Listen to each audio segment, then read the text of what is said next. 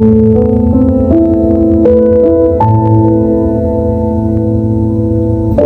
өзімді ойламай басқа жанды шын бақытты қыламын. Бәлкім бақытсыз. Кейде өзімді ойламай кейбір жанды шын қуантып аламын.